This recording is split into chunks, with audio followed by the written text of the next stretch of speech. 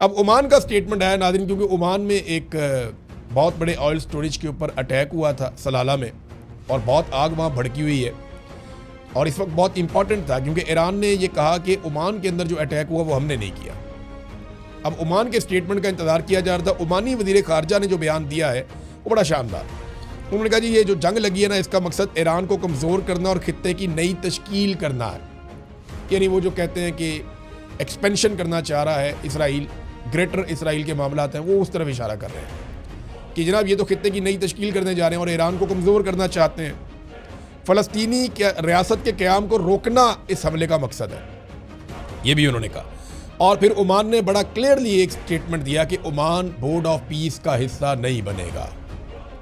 यानी जो ट्रंप ने बोर्ड ऑफ पीस बनाया, ओमान उसका हिस्सा नहीं रहेगा, ये उन्होंने कहा।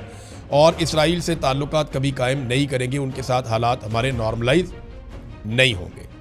अब ये जो स्टेटमेंट है ये बड़ा क्लियर है ओमान की जानिब से, और ऐसा लगता है कि अरबों को ईरानियों से लड़ाने की जो कोशिश है वो उतनी कामयाब नहीं हुई अमेरिका की जानिब से जितने दावे शुरू में किए जा रहे थे या जिस किस्म की उम्मीद लगाई जा रही थी।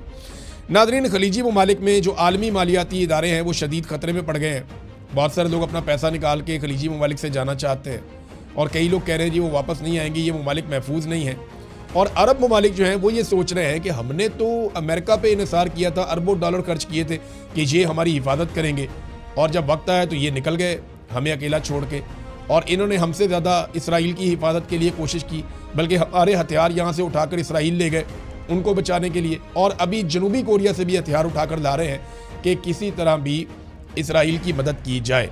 अब खलीज के अंदर जो मालियाती इदारे हैं वो अपने दफातर बंद कर रहे हैं, क्योंकि ईरान के अंदर मालियाती इदारों पे अटैक किया गया, उनके बैंक पे अटैक किया गया, तो ईरान की फ़ौज ने फिर ऐलान किया कि हम भी इसी तरह के हमले कर सकते हैं अमेरिका और इसराइल के जो आलमी मालियाती इदारे या उनके शेयर जिनमें मौजूद हैं उनके ऊपर।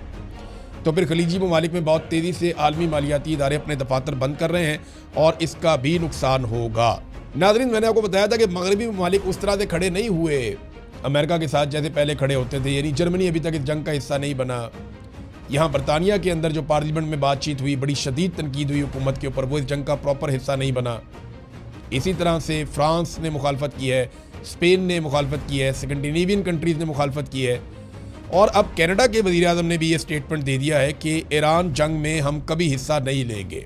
बड़ा कैटेगोरिकली उन्होंने कह दिया। तो डोनाल्ड ट्रंप पहली मरतबा अपने रवायती और पुराने इत्तेहादियों से काफ़ी दूर दिखाई दे रहे हैं, और अमेरिका के लिए ये बड़ी अलार्मिंग सिचुएशन है।